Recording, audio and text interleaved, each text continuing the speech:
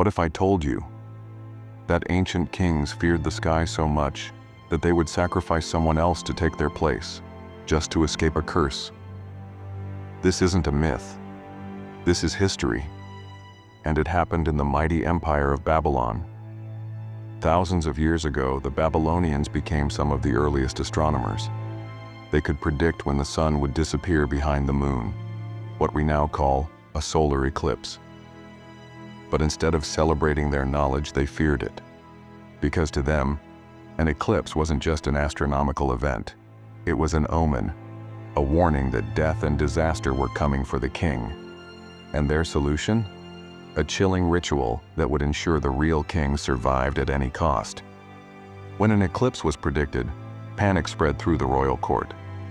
The priests and astrologers who advised the king believed that the gods were angry and that the shadow over the sun meant the king was doomed.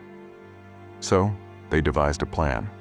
A substitute king, a sham ruler, would be chosen. Sometimes he was a prisoner, other times a low-ranking official. He would be dressed in fine robes, placed on the throne, and given the title of king. Meanwhile, the real king would go into hiding, waiting for the danger to pass. For days, this man would rule, enjoying the luxuries of royalty. But he knew the truth. He was nothing more than a scapegoat. And as soon as the eclipse passed, so did his luck. The moment the sun returned, the so-called king was executed. His death was seen as a sacrifice that satisfied the gods, protecting the real king from whatever misfortune the eclipse had foretold. But in reality, wasn't this ritual making the omen true?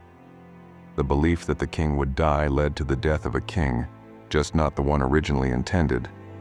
This eerie practice continued for centuries, showing how deeply fear and superstition shaped history.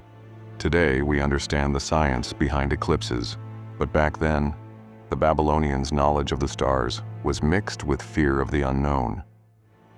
So the next time you see an eclipse, remember, in ancient Babylon, it wasn't just the sky that darkened. It was also a death sentence. What do you think? Was this ritual a clever strategy for survival, or a dark chapter of misplaced fear?